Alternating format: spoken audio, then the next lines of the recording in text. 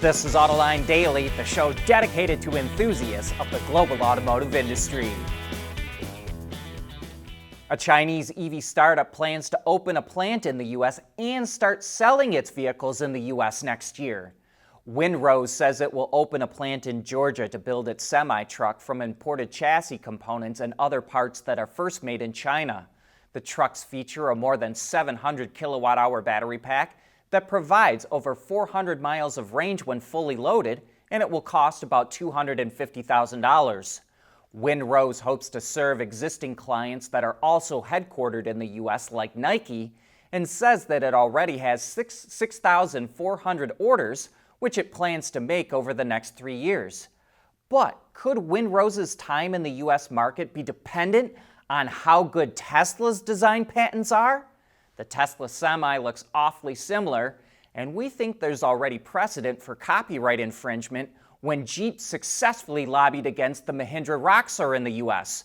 So we wouldn't be surprised to see Tesla go after Windrose. But it did take Jeep years to win its case. However, Windrose will also open up shop in Europe with a plant in Belgium next year. Optimus, Tesla's humanoid robot, could come out later than expected. A couple of months ago, Elon Musk said that the robots would be used to perform tasks inside Tesla factories and could be sold to other companies by the end of next year. Optimus will still be used internally next year, and Musk says they'll be, quote, genuinely useful, but also that high production for other companies won't come until 2026 now. He didn't say exactly when in 2026, so it could be anywhere from a month to a year late. Could this be a warning sign that Tesla's Q2 financials won't be that good? We'll know later today when it reveals its results. As we keep reporting, most automakers are scaling back EV plans because of the slowdown in demand. And now the CEO of French supplier OP Mobility is quantifying just how much automakers overinvested in EV production. US, German, and French OEMs are producing EVs 40 to 45% below their initial expectations. And OP Mobility says they're shifting to hybrids and plug-in hybrids instead because demand for them is much higher. And right on cue, Renault CEO Luca De Meo says the auto industry needs more time to meet Europe's EV targets. The EU wants all new vehicles to be BEVs by 2035, but De Meo says Renault won't meet that target and needs to cut the cost of its BEVs just to meet the goals.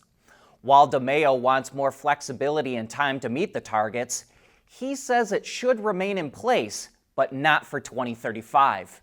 He's also critical of fines that kick in next year if automakers don't meet 15% CO2 emission reduction targets in Europe. He claims they'll cost the industry $11 billion.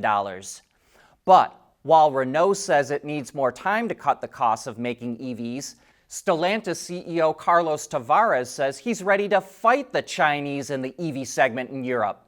Tavares made the comments at the opening of a new EV production line in Serbia. But he admits that Stellantis will be, quote, brutally challenged by the Chinese offensive on the European market. Stellantis also formed a partnership with Chinese automaker Leapmotor and will sell 2 Leapmotor EVs in 9 European countries later this year. Intrepid's NeoVi Pi, allowing automotive engineers to interface, capture, and monitor vehicle data using Raspberry Pi. As a matter of fact, it's the automotive industry's first robust platform for Raspberry Pi, featuring Intrepid CAN-FD technology and Raspberry Pi compute module. The NeoVi Pi is designed for automotive environments, allowing use with relative power ranges and applications. In addition, the NeoVi Pi enables you to use the Raspberry Pi for compute while avoiding additional development to adapt to network environments. That makes the NeoVi Pi powerful enough to solve your vehicle network problems, yet small enough to fit in your backpack. One of many Intrepid tools used for developing zonal architecture and software-defined vehicles.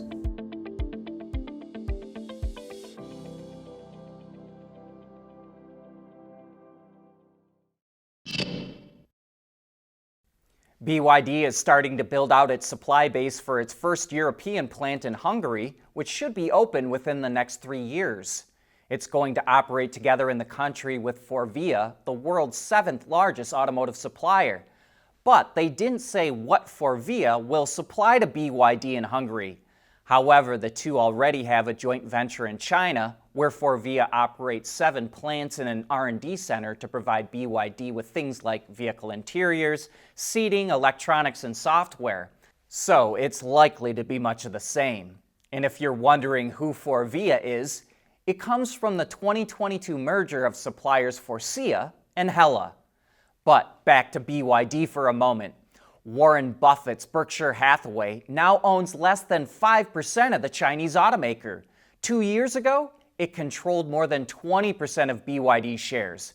But a recent sale dipped that to the new mark. However, since that initial investment, BYD shares are up 2,000%.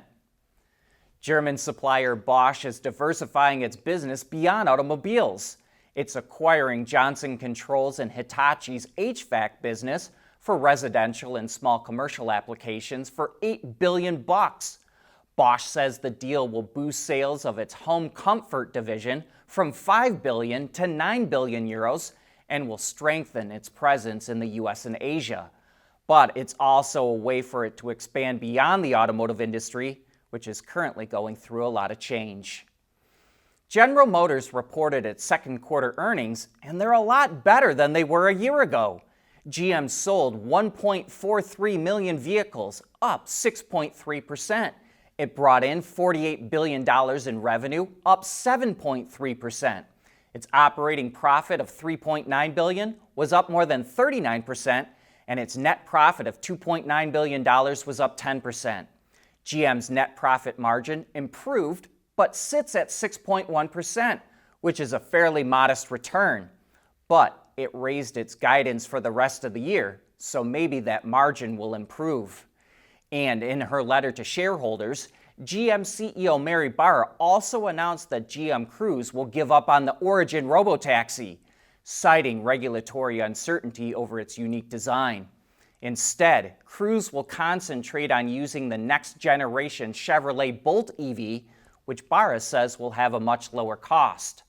That makes us wonder what's going to happen with GM's partnership with Honda to use the Origin for a ride-hailing service that was going to launch in Tokyo in 2026.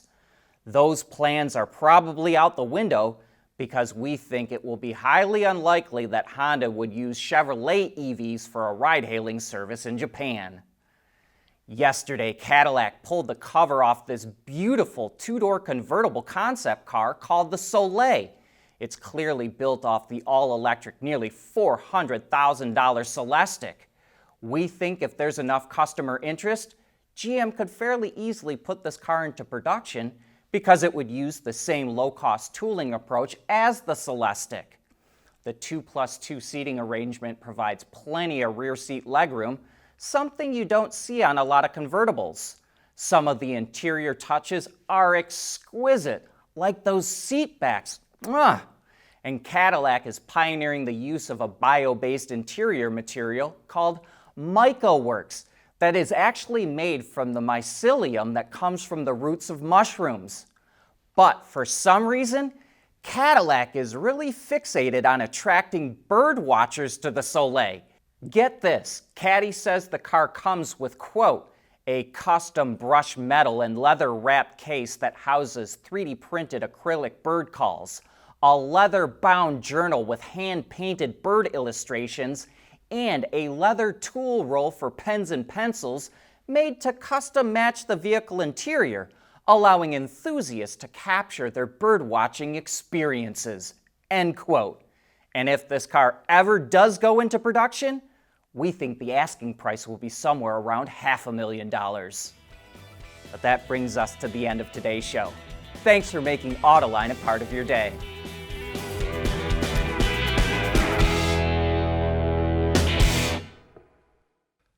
Autoline Daily is brought to you by Bridgestone, solutions for your journey, Intrepid Control Systems, over-the-air engineering boost your game, MEDC, where Michigan businesses are powering the future of mobility, And by Tejan Automotive Technologies, the formula for better mobility. Trusting tires designed for the long haul. Because you'll always go the distance. For friends. That's what really matters. Bridgestone Alenza tires with an 80,000-mile limited warranty.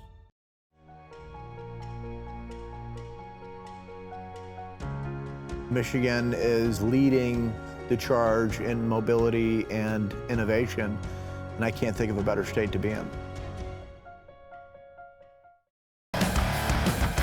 There's nothing wrong with heavy metal. Hey, lighten up. But with world-class composite material, Tejan Automotive Technologies makes vehicles lighter, safer, and more eco-friendly.